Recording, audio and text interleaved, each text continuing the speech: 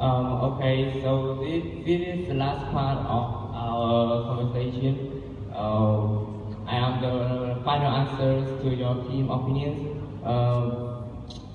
To answer your biggest 2 points, about errors and children, we think that elders have been educated more than and children are not. That's why we call them kids.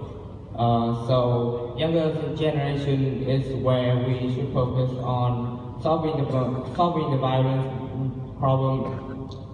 And the second point you talk about is censorship. So you talk about that it based on parenting and countries censoring the content, but isn't censoring content is already proof that movies are a source of violence and should be contained in some way. So your team is about why movies are not about violence, why censorship, and you don't have to prove that. You don't have to talk about the solution, but censorship is just a solution, and it is a living proof of that.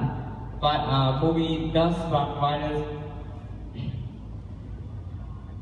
We think that violent movies are always the top selling, and they seem to attract the biggest audience.